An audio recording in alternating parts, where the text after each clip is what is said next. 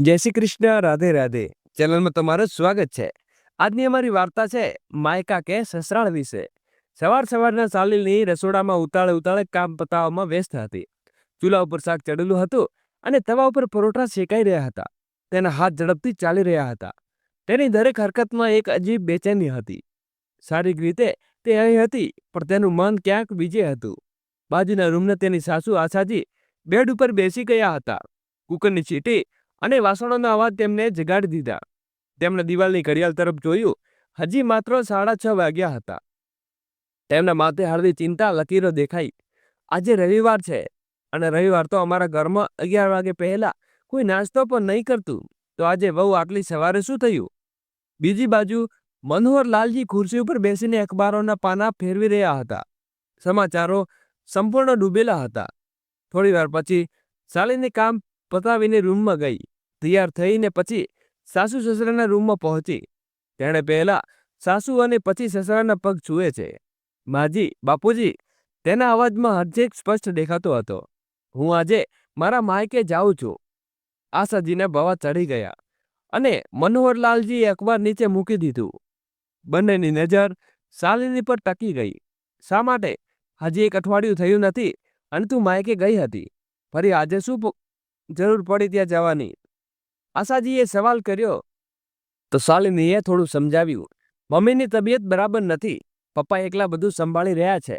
ખાવાનું તો જેમ તેમ બનાવી લે છે, પણ વિચાર્યું કે આજે જઈને ઘરના બાકીના કામ સંભાળી લઉં. મમ્મીની દવાઓ અને ટેસ્ટ રિપોર્ટ પણ લઈ આવીશ.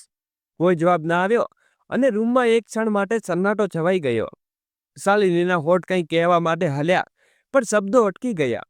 સાસુ સસરાની ચૂમી તે સારી રીતે ઓળખતી હતી. આ ચૂપકી અસંમતિ કરતાં વધુ ભારે હતી. થોડી વાર ઊભી રહી, પણ જ્યારે કોઈ જવાબ ન મળ્યો તો અસહજ થઈને બોલી, માજી, મેં નાસ્તો બનાવીને રાખી દીધો છે. બપોરનું શાક પણ તૈયાર છે. તમને કોઈ તકલીફ નહીં થાય. આટલું કહ્યું, પણ કોઈને કંઈ ન કહ્યું. શાલિની ચૂપચાપ પોતાના રૂમમાં પાછી ફરી. આ બાજુ આશાજી અને મનોહરલાલજી એકબીજાની તરફ જોવા લાગ્યા. આપણે તો મોટી ભૂલ કરી. આશાજીએ ઠંડો શ્વાસ છોડતા કહ્યું. આપણા શહેરની છોકરી વહુ બનાવી લાવ્યા. જ્યારે મન થાય ત્યારે ઊંચું કરીને માયકે ચાલી નીકળે છે. સાસરું તો જાણે હોટલ બની ગયું. જ્યારે ઈચ્છા થાય આવો, જ્યારે ઈચ્છા થાય જાઓ. મનોહરલાલજી એ પણ સહમતિ દર્શાવી અને ગુસ્સામાં અખબાર વાળતા કહ્યું. આ વહુએ જેટલું માથે ચડાવો એટલું ચડે. હજી 1 અઠવાડિયું પણ પૂરું થયું નથી અને ફરી માયકે જવાની તૈયારી આજે જાય. પણ આગળથી વહુએ સમજાવજો. આશાજીની આંખોમાં હવે ચિંતા સાથે ગુસ્સો પણ દેખાવા લાગ્યો. તેમણે મનોહરલાલજીની વાતો સાથે સહમતિ દર્શાવતા કહ્યું. તમે બરાબર કહો છો. વહુની લગામ કસવી પડશે. આ રોજ માયકે જવું અમારે ત્યાં નહીં ચાલે. હવે તો વહુ નહીં, મહેમાન જેવી થઈ ગઈ છે. 2 દિવસ અહીં, ત્રીજા દિવસે ત્યાં. મનોહરલાલજી બોલ્યા. અને નિખિલે એ પણ કંઈ નથી બોલતો. લાગે છે કે બાયડી આગળ બોલવાની હિંમત નથી. જોરોનો ગુલામ. બીજી બાજુ શાલિની પોતાના રૂમમાં બેડ ઉપર બેઠી હતી, પણ તેનું ધ્યાન તો માયકે જ હતું. તેના ગાલ ઉપર ગરમ આંસુ ચૂપચાપ વહી રહ્યા હતા. દર વખતે આ જ થાય. માયકે જવાની વાત નીકળે એટલે ઘરમાં તણાવની દિવાલો ઊભી થઈ જાય. તેનો એકનો એક ભાઈ હવે અમેરિકામાં હતો. ગયા વર્ષે તેને કંપનીમાં તેને 3 વર્ષનો કોન્ટ્રાક્ટર પણ મોકલ્યો હતો. તેની ગેરહાજરીમાં માતા પિતાની જવાબદારી શાલિનીની સંભાળતી હતી. ક્યારેક મમ્મીની તબિયત ખરાબ તો ક્યારેક પપ્પાની. હું નહીં સંભાળું તો કોણ સંભાળે?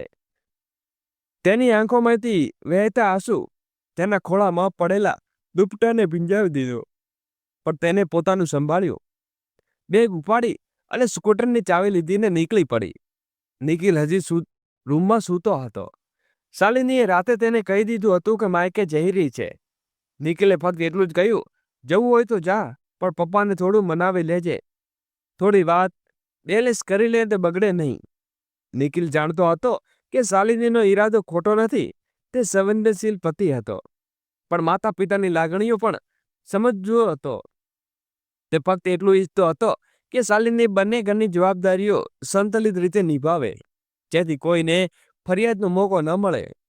હે ભગવાન, બસ મારી મમ્મીની તબિયત સારી થઈ જાય અને પપ્પાની તબિયત પણ ક્યાં સુધી સારી રહે છે. ન જાણે એકલા ઘરનું કામ કેવી રીતે સંભાળતા હશે? વિચારતા વિચારતા શાલિની આંખો ફરી ભીની થઈ ગઈ. જ્યારે શાલિની માયકે પહોંચી ત્યારે જોયું તો મમ્મી બેડ ઉપર પડ્યા હતા અને તેમનો ચહેરો પીળો થઈ ગયો હતો અને બંને આંખોમાં થાક દેખાતો હતો. પપ્પા પણ રસોડામાંથી બહાર આવતા બોલ્યા, "સાલુ, તું આવી ગઈ. બહુ સારું કર્યું બેટા. જો મેં બેસનનો ચીલો બનાવ્યો છે, ખાઈને કહે કેવો બન્યો." શાલિનીના પપ્પાએ એક ટુકડો તેના મોંમાં મૂક્યો. શાલિની બોલી, "બહુ સારો બન્યો પપ્પા." મારી પપ્પા બોલ્યા, "ચાલ તું બેસ, હું બધું બનાવી લાવું." શાલિનીએ સહેજથી હસતા કહ્યું, "અરે, હું બનાવી લઈશ, તમે ચિંતા ન કરો. હવે હું આવી ગઈ છું ને, થોડી વાર આરામ કરો, હું બધું સંભાળી લઈશ." તેણે પર્સ બાજુમાં મૂક્યું અને તરત જ કામે લાગી ગઈ. નાસ્તો પતાવ્યા પછી ઘરની હાલત જોઈ અને એક ખૂણે ગંદા વાસણો પડ્યા હતા. કેટલાક કપડાં બાલ્કનીમાં લટકતા હતા તો કેટલાક વોશિંગ મશીનમાં હતા. ફર્શ પર ગંદકી હતી અને છેલ્લા 1 મહિનાથી નોકરાણી આવતી ન હતી અને મમ્મીની તબિયત પણ બરાબર ન હતી. પપ્પા જે થઈ શકે તે કરી લેતા. શાલિનીએ પહેલા તો ઘરની સફાઈ કરી, વાસણો ધોયા, કપડાં ધોયા અને પછી ઝાડુ સાંગળું કરીને આખું ઘર ચમકાવી દીધું. મમ્મીની દવાઓનું યાદ આવ્યું તો પરચી લઈને નીકળી જતી હતી, પણ ત્યાં જ દરવાજાની ઘંટડી વાગી. નિખિલ, તેનો પતિ દરવાજે ઊભો હતો. "તું થાકી જઈશ એટલું વિચાર્યું કે તારી મદદ કરી લઉં." નિખિલે કહ્યું તો હું હમણાં દવાઓ લેવા જતી હતી, મેડિકલ રિપોર્ટ પણ લેવાના હતા. તો શાલિનીએ કહ્યું, "તું રહેવા દે, રિપોર્ટ અને દવા હું લઈ આવું." નિખિલે કહ્યું અને અંદર આવી ગયો. શાલિની અને તેના માતા પિતા નિખિલને સંભાળ રાખનારો સ્વભાવ ખૂબ ગમતો હતો. નિખિલે મમ્મા પપ્પાને હાલચાલ પૂછી અને મેડિકલ સ્ટોરમાંથી દવાઓ લાવ્યો અને રિપોર્ટ પણ સમયસર લઈ આવ્યો. થોડા કલાકોમાં બંને મળીને ઘરને ફરીથી સજાવી દીધું. શાલિનીને લાગ્યું કે જાણે માયકે ફરીથી જીવન થઈ ગયો હોય. સાંજ પડતા શાલિનીએ વિદાય લીધી અને મમ્મીએ તેનો હાથ પકડીને કહ્યું, "ચિંતા ન કર, તમારા બંનેના હસતા ચહેરા જોઈને તબિયત સારી લાગવા માંડશે." તે સ્કૂટર સ્ટાર્ટ થયું અને સસરા તરફ આગળ વધ્યું. નિખિલે ગાડીથી તેને ફોલો કર્યું. જ્યારે બંને ઘરે પહોંચ્યા તો નિખિલે ઝટપટ કહ્યું, "તું રસોડામાં ન જા, હું બહારથી ખાવાનું મંગાવી લઉં. ક્યારેક બહારનું પણ ચાલે." શાલિનીના ચહેરા ઉપર થાક સ્પષ્ટ દેખાતો હતો, પણ શકૂન પણ હતું. તે જેવી તે ડ્રોઈંગ રૂમમાં પહોંચી સામે સાસુ સસરા બેઠા હતા. તેને આંખો ન તો ચિંતા હતી ન સહાનુભૂતિ, ફક્ત ત્રાંસી નજરે અને ચૂમમાં સવાલ. હજી તો પોતાના રૂમ સુધી પહોંચી ન હતી કે સાસુનો અવાજ આવ્યો, "હવે ફુરસદ મળી છે ઘરે આવવાની. બધું કામ પડ્યું છે, જલ્દી નિપટ અને ડિનર તૈયાર કર." શાલિનીને લાગ્યું કે સાસુ સસરા તેની મમ્મીનું હાલચાલ પૂછશે, પણ અહીં તો તેમને પોતાની ચિંતા હતી. તે નીચી નજરે કંઈ કહેવા જતી હતી ત્યાં નિખિલનો અવાજ આવ્યો, "માં, મેં ડિનર ઓર્ડર કરી દીધું છે, આવી જશે." ઘરમાં સન્નાટો છવાઈ ગયો. "બહારનું ખાવાનું?" આશાજી ચોંકીને બોલ્યા. "શું ઈચ્છે છે બેટા? જેમ વહુની માં બેડ ઉપર પડી છે એમ અમે પણ બેડ ઉપર પડી લઈએ. બહારનું ખાવાનું ખાઈને બીમાર કરવાનો ઈરાદો છે." નિખિલે શાંતિથી જવાબ આપ્યો, "રામા, ક્યારેક તો ચાલે. શાલિની સવારથી માયકામાં કામ કરીને થાકી ગઈ છે. એક દિવસ બહારનું ખાઈ લઈશું તો કંઈ નહીં બગડે." શાલિની ચૂપચાપ ઊભી હતી. આશાજીને તીખા સ્વરમાં કહ્યું, "ઠીક, આજે બહારનું ખાઈ લઈએ, પણ રોજમાં ન થવું જોઈએ." મનુલાલજી તે અત્યાર સુધી ચૂપ હતો બોલ્યા, "જો નિખિલ, તું તારી બાયડીના પક્ષ લે છે, પણ આ રોજ રોજ માયકે દોડવાની આદત બરાબર નથી. વહુ છે, સાસરાની જવાબદારી નિભાવવી જોઈએ. 2-4 મહિનામાં ક્યારે તહેવાર જાય તો સારું લાગે, પણ આ તો રોજ રોજ." વાત સારી કે ખરાબની તો નહીં ને, તેની મમ્મીની તબિયત ખરેખર બરાબર ન હતી. તેમને શાલિનીની જરૂર હતી. અરે, હવે બુઢાપું છે, કંઈક ને કંઈક તો લાગ્યું જ રહે. એવામાં તેમનો દીકરો તેમની પાસે હોવો જોઈએ. વિદેશ જઈને બેઠો છે અને અહીં તરફથી આપણે ભોગવવી પડે છે. આશાજીએ તીખા લહેરમાં કહ્યું. શાલિનીનું મન ભારે થઈ ગયું. "માજી, તે 3 વર્ષ માટે ગયો છે. 1 વર્ષ તો પૂરું થઈ ગયું, 2 વર્ષ નીકળી જશે તો શું ત્યાં સુધી આવું જ કરતી રહીશ?" સાસુએ વ્યંગ કર્યો અને શાલિનીએ જવાબ આપવાનો પ્રયાસ કર્યો. "માજી, મમ્મીની તબિયત." પણ એવો જ અવાજ નબળો પડી ગયો. તેનો ખભો હળવેથી દબાવીને ઈશારાથી ચૂપ રહેવા કહ્યું. ત્યાં દરવાજાની ઘંટડી વાગી. ખાવાનું આવી ગયું હતું. નિખિલે ટેબલ ઉપર ખાવાનું ગોઠવ્યું અને શાલિનીને કહ્યું, તું હાથમાં ધોઈ લે, હું પ્લેટ ગોઠવી દઉં. શાલિની હસી, પણ તેની આંખોમાં ભીનાશ હતી. ડિનર પછી બંને રૂમમાં આવ્યા અને નિખિલ શાલિની પાસે બેસી ગયો. શાલિની, મા પપ્પાની વાતોને દિલની ન લગાડ, તે બસ જૂના વિચારોના છે. નિકેશ, હું કોશિશ કરું છું. શાલિનીનો અવાજ ફરાઈ ગયો. પણ મમ્મી બીમાર છે, પપ્પા એકલા છે, હું તેમને કેવી રીતે છોડી દઉં? અને અહીં તો મારા ઉપર શ્વાસ લેવા પણ માણસ સવાલ ઊભા થાય છે. નિખિલે તેનો હાથ પકડ્યો. હું છું ને, ધીમે ધીમે બધું ઠીક થઈ જશે. બીજા દિવસે સવારે આશાજી અને મનોહરલાલજી લોબીમાં સોફા ઉપર બેસીને સરસ મજાની ટીવી જોઈ રહ્યા હતા. રસોડામાં શાલિની નાસ્તો તૈયાર કરી રહી હતી. નિખિલ ઓફિસની બેગમાં ફાઇલો ભરતો હતો. વારંવાર ઘડિયાળ તરફ જોતો. શાલિની, હું નીકળું છું, તેને રસોડા તરફ બૂમો પાડી. હા, નાસ્તો ટેબલ ઉપર રાખ્યો છે, શાલિનીએ જવાબ આપ્યો. પણ તેનું મન ક્યાંય બીજે હતું. માયકાની ચિંતામાં ડૂબેલી હતી. માની તબિયત હજી પૂરી ઠીક ન હતી અને નોકરાણી ન આવવાની ઘરનું કામ પપ્પાના ખભે હતું. તેણે કંઈક વિચાર્યું અને તેને માયકાના પડોશમાં રહેતી સરોજ આંટી યાદ આવી. તેણે ઝટપટ ફોન ઉપાડીને નંબર ડાયલ કર્યો. હા શાલિની બેટા, બધું ઠીક છે? સરોજ આંટીનો ગરમ જોશભર્યો અવાજ સાંભળીને શાલિની થોડું શકૂન મળ્યું. હા આંટી, બસ મમ્મીની તબિયતની ચિંતા છે અને નોકરાણી પણ આવતી નથી. શું તમે કોઈ ભરોસાપાત્ર નોકરાણીની વ્યવસ્થા કરી શકો? અરે બેટા, આ તો નાની વાત છે, સરોજ આંટી હસતા કહ્યું. હું જોઈશ, તું ફિકર ન કર. શાલિનીએ ફોન મૂક્યો અને નાસ્તો ટેબલ ઉપર ગોઠવ્યો. આશાજી અને મનોહરલાલ ચૂપચાપ ખાવા બેઠા. તેમની ખામોશીમાં કાલનો ગુસ્સાની હળવી સુંગંધ હતી. પણ શાલિનીએ ધ્યાન ના આપ્યું. તે પોતાના વિચારોમાં ગુમ હતી. બપોરનું ખાવાનું પતાવીને શાલિનીએ માર્કેટ જવું હતું. ઘરની શાકભાજી ખલાસ થઈ ગઈ અને બીજું કેટલાક સામાન પણ લેવાનું હતું. તેણે વિચાર્યું બધું કામ એકસાથે પતાવી દઉં. માર્કેટમાં દુકાનદારો સાથે ભાવતાલ કરતા તેને ઝડપથી સામાન ખરીદ્યું. હજી તે શાકભાજીની દુકાન તરફ જતી હતી કે સરોજ આંટીનો ફોન આવ્યો. શાલિની, મેં એક નોકરાણી સાથે વાત કરી લીધી છે. સરોજ આંટીના અવાજમાં ઉત્સાહ હતો. કામ દિલથી કરે છે પણ ઈમાનદાર છે. તું એકવાર આવી જા અને તેને બધું કામ સમજાવી દે.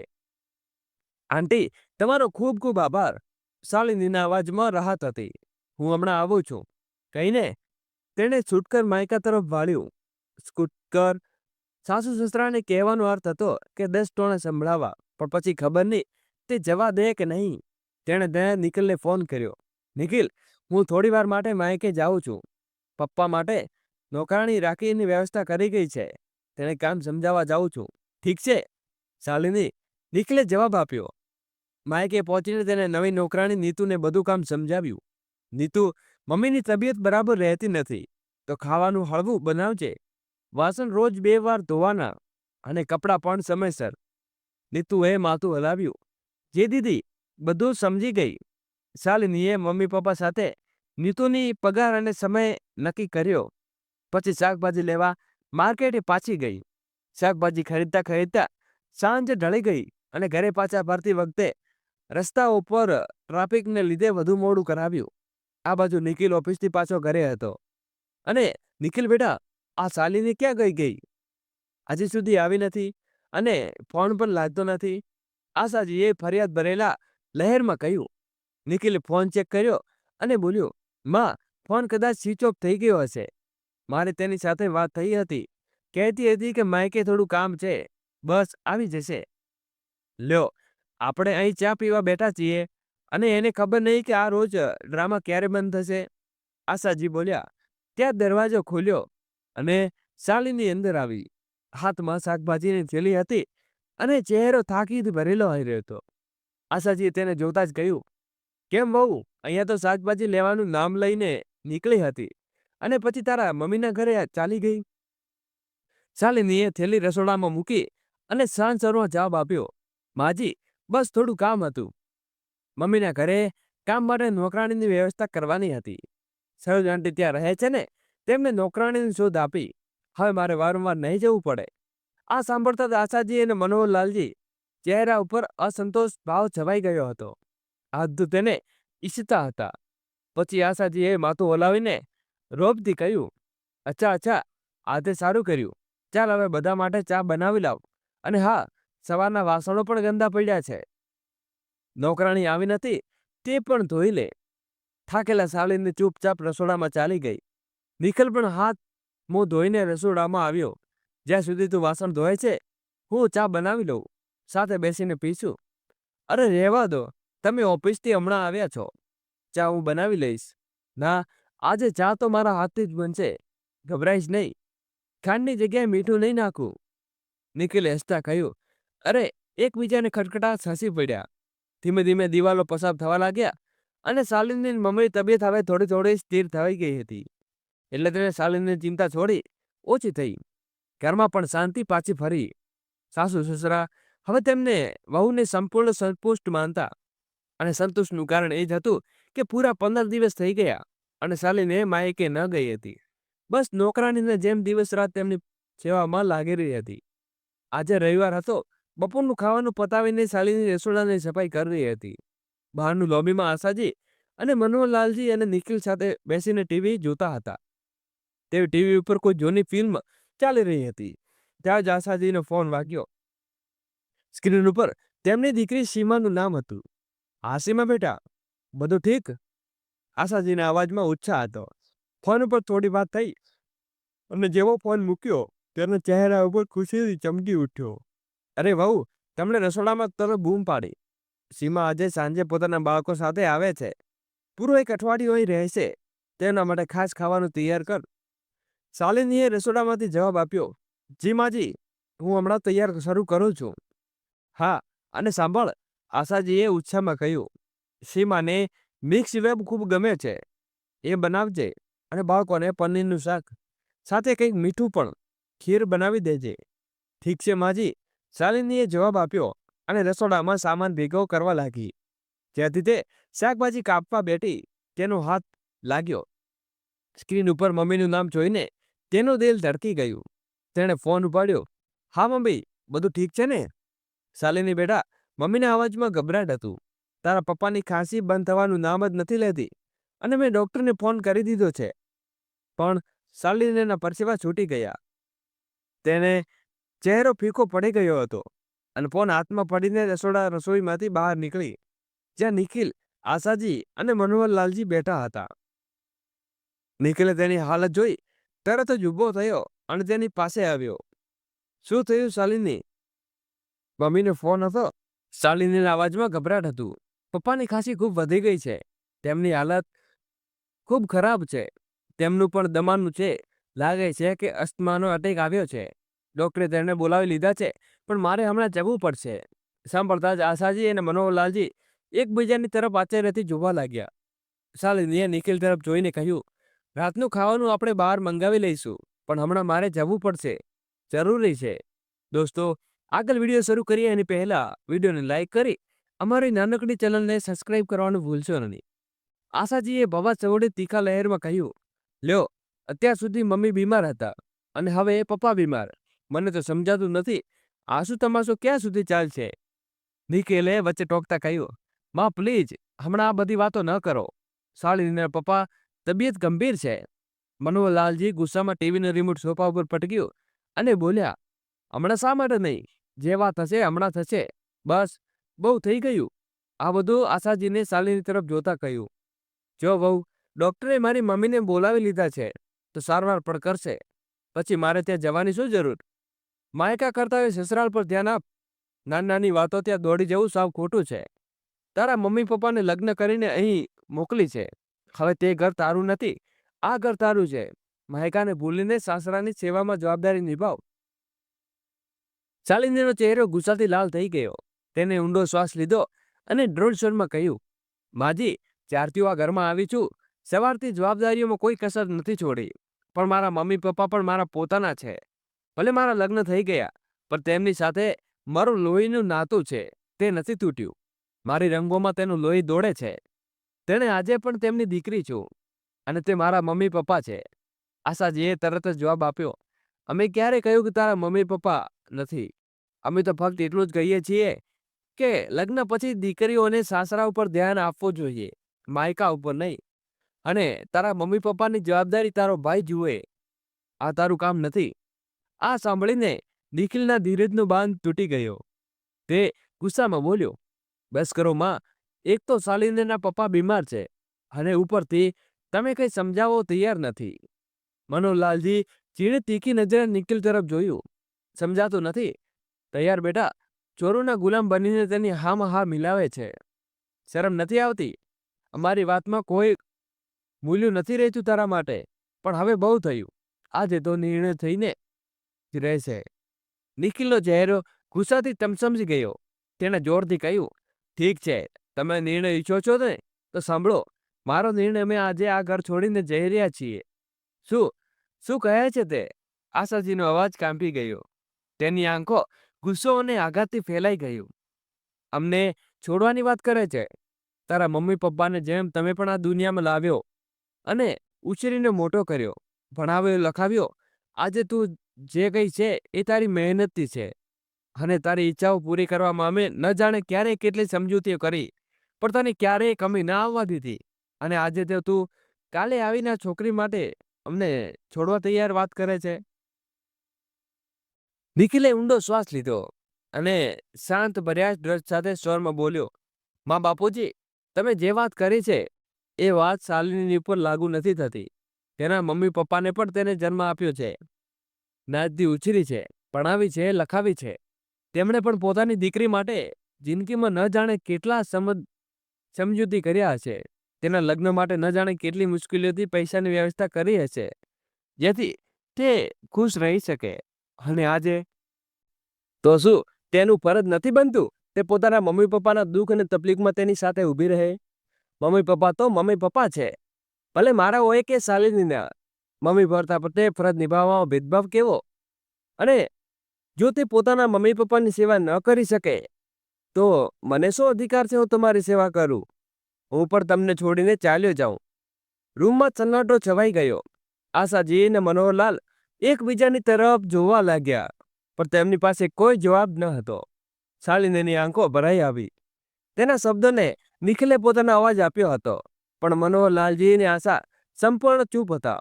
નિખિલે કારની ચાવી ઉપાડી, ચાલ શાલિની, પહેલા તારા પપ્પાને સાંભળવું જરૂરી છે, બાકીની વાતો પછી જોઈશું. શાલિનીએ નજર નીચી કરી. કંઈ બોલ્યા વિના નિખિલની પાછળ પાછળ ચાલી ગઈ. શાલિનીના ઘરે પહોંચતા જ મમ્મીએ દરવાજો ખોલ્યો. ડૉક્ટર હમણાં આવ્યા હતા. બેટા, ઇન્જેક્શન આપ્યું છે. કહેતા હતા કે સમયસર સારવાર ન થઈ હોત તો ખતરો વધી જાત. શાલિનીના પપ્પા પાસે ગઈ, તેમનું માથું હળવેથી સહેલાવ્યું અને ધીમેથી બોલી, પપ્પા, હવે બધું ઠીક થઈ જશે. હું અહીં જ છું. પપ્પાએ તેની આંગળીઓ પકડી અને હળવી મુસ્કાન સાથે માથું હલાવ્યું. નિખિલે ખૂણામાં ઊભો આ બધું જોતો હતો. દીકરી અને પિતા વચ્ચે એક દ્રશ્ય પણ અત્યંત મજબૂત ડોર હતી. ડૉક્ટરે દવાઓ લખી અને ટેસ્ટ કરવાનું કહ્યું. નિખિલ અને શાલિનીના પપ્પાને સાથે ગાડીમાં બેસાડીને ટેસ્ટ કરાવવા લઈ ગયા. એ જ સામે દરવાજે ટકોર થઈ. શાલિનીએ દરવાજો ખોલ્યો. સામે આશાજી અને મનોહરલાલજી ઊભા હતા. હાથમાં ઘરે બનાવેલા ખાવાનું ટિફિન હતું, જેમાં શાલિનીના પપ્પા માટે ખીચડી અને બાકીના માટે રોટલી અને શાક હતું. શાલિની આશ્ચર્યથી તેની તરફ જોતી રહી. આશાજીએ ટેબલ ટિફિન ઉપર મૂક્યું અને શાલિનીના પપ્પાને હાલચાલ પૂછવા લાગ્યા. થોડી વાર પછી જ્યારે આશાજી અને મનોહરલાલજી પાછા જવા લાગ્યા તો શાલિની ચૂપચાપ તેમની સાથે દરવાજા સુધી આવી અને દરવાજાની ચોક પર ઊભા રહીને આશા અને શાલિનીનો હાથ પકડ્યો અને પહેલી વાર માતાજી જેમ હસીને બોલ્યા, બેટા, તારા પપ્પાનું પૂરું ધ્યાન રાખજે. જ્યાં સુધી તે ઠીક ન થાય અહીં જ રહેજે. તેની ચિંતા ન કર, હું બધું સંભાળી લઈશ. કદાચ તમને સમજાઈ ગયું હશે કે કોઈ જાનવર નથી જેને વાડામાં લઈને ખૂંટે બાંધી દેવાય. તે પણ માણસ છે, જેને પોતાની સ્વતંત્રતા બીજા માણસોની જેમ પ્રિય છે. શાલિની સ્તબ્ધ થઈ ગઈ. તે કંઈ કહેવા માંગતી હતી, પણ શબ્દ ન હતા. ભીની આંખો સાથે તેને ઝીંકીને સાસુ સસરાના પગ છૂએ અંદર આવી. બધાને મળીને ટિફિનમાંથી ખાવાનું કાઢીને ખાધું અને નિખિલે રાતે પાછો ફર્યો. પણ જ્યારે 2 દિવસ પછી શાલિની માયકામાંથી સાસરે પાછી આવી તો ઘરની હવા કંઈક બદલાયેલી લાગી. હવે ઘરનું વાતાવરણ પહેલા જેવું ભારે ન હતું. જે સાસુ સસરાની દરેક વાતમાં કડવાશનું ઝેર ભરેલું રહેતું, તેના લહેરમાં આજે મમતા અને પ્રેમની મીઠાશ ભલી જતી હતી. ઘર તેજ હતું, લોકો પણ તેજ હતા, ફક્ત વિચારવાનો નજરિયો બદલાઈ ગયો હતો. હવે દરેક વાતમાં વહુને આદેશ નહોતો આપવામાં આવતો, પણ તેની સલાહ લેવામાં આવતી હતી. તે હજી વહુ તરીકે સસરાના બધા ફરજો નિભાવતી હતી, પણ મુશ્કેલ સમયે તરત જ મમ્મી પપ્પા પાસે જઈને તેમનો સાથ આપતી, કારણ કે વહુ હવા ઉપરાંત તે કોઈ દીકરી પણ હતી. તો મિત્રો, તમને શું લાગે છે? નિખિલે પોતાની પત્નીનો સાથ આપીને સારું કર્યું કે નહીં? તમારો અભિપ્રાય કોમેન્ટ બોક્સમાં જરૂરથી લખજો. જો તમને વાર્તા ગમી હોય તો પ્લીઝ વિડીયોને લાઈક કરો, ચેનલને સબસ્ક્રાઈબ કરો, અને જો વાર્તાને તમારા દિલને સ્પર્શી હોય તો તેમને જરૂર શેર કરો. કદાચ તમારા એક શેરથી કોઈની વિચારસરણી બદલાઈ જાય.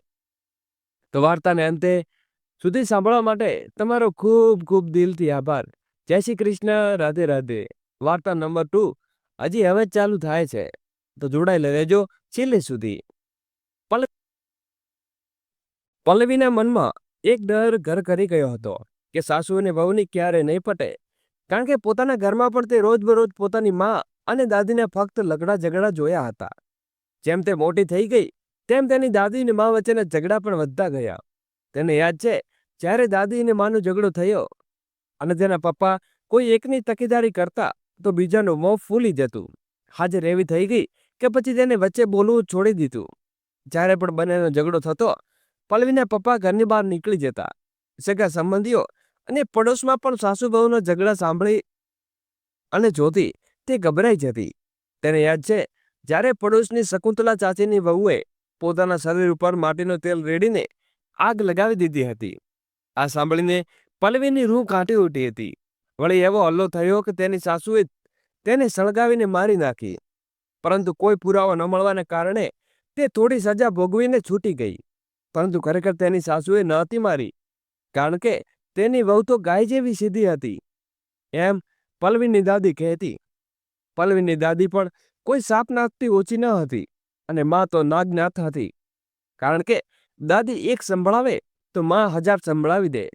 ખેર, એક દિવસ પલ્લવીની દાદી આ દુનિયા છોડીને ચાલી ગઈ. પરંતુ આશ્ચર્ય તો ત્યારે થયું જ્યારે દાદીની દેવીએ મહોલ્લાની સ્ત્રીઓ સામે ઘડિયાળી આંસુ વહાવા. પલ્લવીની મા શાંતિ બોલવા લાગી. મારી સાસ તો નહોતી, મા હતી. હવે તેમના વિના હું કેમ જીવીશ? પલ્લવીનું મન થયું કે કહી દે, મા શા માટે ખોટા આંસુ વહાવો છો? ક્યારે તમે દાદીની મા માની? પરંતુ તે ચૂપ રહી. મનમાં વિચારવા લાગી કે બસ નામ જ શાંતિ છે, પણ તેના કાનમાં કામ તો બધા અશાંતિવાળા જ છે. સાસુ વહુના ઝઘડા જોઈને સાંભળીને પલ્લવીને લગ્ન પછી વિશ્વાસ ઉઠી ગયો હતો. જ્યારે પણ તેના લગ્નની વાત ચાલે તે સહમત જતી, વિચારતી ખબર નહીં કેવું સાસરું મળશે. ક્યાં મારી સાસુ પણ શકુંતલા ચાચી જેવી નીકળે તો, અથવા ક્યાંક મારાય પણ મારી માના ગુણ આવી ગયા તો? આવા અનેક સવાલો તેના મનમાં ડરાવતા રહેતા. પોતાના મનના ડર તેને વિપુલને પણ કહ્યો. તે સાંભળીને વિપુલનું હસવું રોકાતું ન હતું. કોઈક રીતે હસી રોકીને તે બોલ્યો, હા, મારી મા ખરેખર લલિતા પવાર છે. વિચારી લે, હજુ સમય છે. ક્યારે એવું ન થાય કે પછી તેને પસ્તાવવું પડે? પછી હસતા હસતા બોલ્યો, અરે પાગલ, મારી મા જૂના જમાનાની સાસ નથી. તેને મળીશ, તેને તને જાતે જ ખબર પડી જશે. વિપુલની વાતો તેનો ડર થોડો ઓછો થયો અને કર્યો ન, પરંતુ સંપૂર્ણ રીતે ખતમ ન થયો.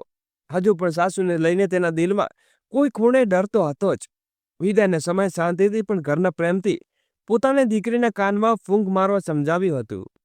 જો બેટા, સાસુને ક્યારેય મા મારવાની ભૂલ ન કરતી, કારણ કે સાસ તો ડાકણનું બીજું રૂપ હોય છે, જે નથી જોયું તારી દાદીએ. તું પણ માજી માજી કરીને તેમને મારા માથે ન જ બેસાડતી. પગમાં તેલની માલિશની આદત તો બિલકુલ ન લગાવતી, નહીં તો મરે ત્યાં સુધી તારી સેવા કરાવશે. અને સૌથી મોટી વાત, પતિની તારી મુઠ્ઠીમાં રાખજે, અને તેની કમાણીના પૈસા પણ તારી કમાણી છે, તેને સ્પર્શ પણ ન થવા દેતી. એકવાર મોંને લોહી લાગી જાય તો આદત પડી જાય છે, સમજીને મારું શું કહેવું છે? પોતાની માની કેટલીક વાતો પલ્લવીને અપનાવી તો કેટલીક ન અપનાવી. સાસરે જ્યારે પલ્લવીએ પહેલું પગલું મૂક્યું તો સૌથી પહેલા સામનો તેની સાસ લલિતા સાથે થયો. તેમનો ભરેલો રોબીલો ચહેરો અને લાંબુ ચરબીવાળું ભરેલું શરીર જોઈને તે ડરી ગઈ. લાગ્યું જેનું નામ એનું જ રૂપ, અને જે રીતે તેઓ આત્મવિશ્વાસથી ભરેલા અવાજમાં વાતો કરવી. પલ્લવી તો કાંપી જતી અને તે સમજી ગઈ કે તેનું હાલ પણ એ જ થવાનું છે જે બિચારી બીજી વહુઓને થયું આવ્યું છે. પરંતુ એક અઠવાડિયા કે 10 દિવસમાં જ પલ્લવીએ જાણી લીધું કે યથા નામ તથા ગુણવાળી કહેવત લલિતા ઉપર ક્યારેય લાગુ નથી થતી. તીખી કાતર જેવી જીભ અને સાસુવાળો રોપ તેમનામાં બિલકુલ ન હતો. એક દિવસ જ્યારે તે પોતાના માને યાદ કરીને રડવા લાગી તો તેની સાસુએ તેની છાતી સાથે ચાંપી લીધી અને કહ્યું, મને સાસ નહીં માં જ માનજે, અને જ્યારે મન થાય ત્યારે તારી માને મળી આવજે. અહીં તારા ઉપર કોઈ રોકટોક નથી, કારણ કે આ તારું પણ ઘર છે, જેમ મારા માટે મારી દીકરી છે. તે જ વહુ પણ. અને લલિતા ફક્ત કહ્યું નહીં, બતાવી દેખાડ્યું. કારણ કે પલ્લવીએ નવા વાતાવરણમાં ઢળવા અને ત્યાંના લોકોની પસંદ નાપસંદ સમજવા માટે તેને પૂરતો સમય આપ્યો. જો પલ્લવીની કોઈ ભૂલ થઈ જતી તો કોઈ માની જેમ પ્રેમથી તેને શીખવાનો પ્રયાસ કરતી હતી. રસોઈવાળામાં તો તેની સાસુ તેને નિપુણ બનાવી હતી, નહીં કે એક મેગી અને ઈંડું કાપવા સિવાય. તેને શું રાંધવું આવડતું હતું, પરંતુ લલિતાએ ક્યારે તેને આ વાતનો તાણો અને ઉત્સાહ ન આપ્યો હતો. ઉલટું બોલનારાનું મોં બંધ કરી દેતી આજની છોકરીઓ ચંદ્ર ઉપર પહોંચી ગઈ છે. પરંતુ અફસોસ આપણી વિચારસરણી પણ હજુ જૂની છે, કારણ કે આપણે બહુ સંપૂર્ણ સંકુલ જોઈએ છે, પરંતુ આપણે સાસુઓ પણ સંપૂર્ણ છીએ. અને આ જ અપેક્ષા આપણે આપણી દીકરીઓ પાસેથી કેમ નથી રાખતા? આજે લલિતાની વાતો સાંભળીને પલ્લવીએ દિલથી પોતાની સાસુમાની નક્કી કરી લીધું. સાસુ સાથે સંબંધ કેવો નિભાવશે. લલિતાએ ક્યારેય એવું નહીં બતાવ્યું કે વિપુલ તેનો દીકરો છે. વિપુલ પર સહેલો અધિકાર પણ તેમનો જ છે. અને ન તો પલ્લવીએ ક્યારેય એવું વિચાર્યું કે હવે તેના પતિ પર ફક્ત તેના અધિકાર છે. જ્યારે ક્યારે દીકરો બહુ વચ્ચે કોઈ વાતે દલીલ થઈ જતી તો લલિતા તેમની બહુ જ સાથ આપતી. આથી પલ્લવીના મનમાં લલિતા પ્રત્યે આદર વધતો ગયો. ધીમે ધીમે તેને સાસુની વધુ નજીક આવવા લાગી. તેમની સાથે સંપૂર્ણ રીતે ખુલવા લાગી. કોઈ પણ કામ હોય તો તે લલિતાની મળીને જ કરતી. સાસુને લઈને તેને ડર હતો, તેને હવે દૂર થઈ ગયો હતો.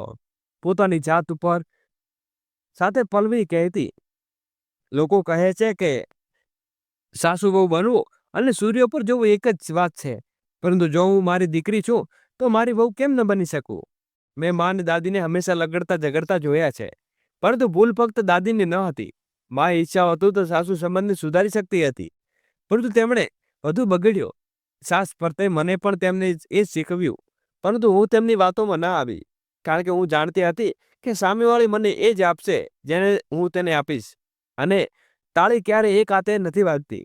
લગ્ન પછી તે છોકરીનો સંબંધ ફક્ત પોતાના પતિ સાથે નથી જોડાતો, પરંતુ સસરાના બાકીના સભ્યો સાથે પણ ખાસ સંબંધ બને છે. આ વાત છોકરીઓ કેમ નથી સમજતી? જો પોતાના ઘરનું વાતાવરણ હંમેશા જો મારું ઘર સારું અને ખુશીથી ભરેલું રાખતું હોય તો મારે મારી માની વાતો ભૂલવી પડશે, અને પછી ફક્ત પતિ પત્ની સાથ વચનો કેમ લેવા? સાસુ વહુ પણ કેટલાક વચનો કેમ ન બંધાય, જેથી જીવન સુખમય રીતે પસાર થાય? તે જ પલ્લવીએ નક્કી કરી લીધું. તે સાસુ વહુ પણ કેટલાક વચનો બંધાશે અને પોતાના સંબંધોને એક નવું નામ આપશે, અનોખો રિશ્તો. હવે પલ્લવી પોતાની સાસુની દરેક પસંદ નાપસંદને જાણવા અને સમજવાની કોશિશ કરવા લાગી. ભલે શોપિંગ ઉપર જવું હોય કે ફિલ્મ જોવા જવું હોય, તે ઘરમાં બેસીને સાસુ વહુની સિરિયલ જોવી, બંને સાથે મળીને જોતી. હવે તો પલ્લવીએ લલિતાને વોટ્સઅપ, ફેસબુક, લેપટોપ અને કાર ચલાવતા પણ શીખવી દીધું હતું. હવે તે પણ વહુ સાથે જઈને બીજ સ્ત્રીની જેમ સ્ટાઇલિંગ સૂટ ખરીદી લાવતી. વજન પણ ઘણું ઓછું થઈ લીધું હતું. આખરે બંને સાસુ વહુ રોજ વોક ઉપર જતી અને પોતાના હલકા શરીરને જોઈને લલિતા ખૂબ ખુશ થતી અને આ બાબતનું સંપૂર્ણ શ્રેષ્ઠ પોતાની વહુને આપતી. નહીં તો 5 ગજની સાડીમાં લપેટેલું તેમનું જીવન પસાર થઈ રહ્યું હતું. એક દિવસ ચૂટકી લેતા અમિતજીએ કહ્યું, ક્યાંક એવું ન થાય કે લલિતાજી પાવરમાંથી 0 ગીરવાની બાકીમાં બની જાય. પછી મારું શું થશે? શ્રીમદજી, હા બની જઈશ. તને શા માટે જેલસી થાય છે? લલિતાજી બોલી, અરે હું કેમ જેલસ થવા લાગુ? ભાઈ સારું છે, કરીના જેવી બની જા. મારા માટે એ બધું સારું જ છે ને. નહીં તો ટ્રકની સાથે મારી અથડામણથી વધુ ઉંમર પસાર થઈ ગઈ છે. એમ કહીને અમિતાજી હસી પડ્યા. પરંતુ લલિતા બરબડવા લાગી. આવી બંનેની નોચોણ જોઈને પલ્લવી અને વિપુલ હસી પડતા.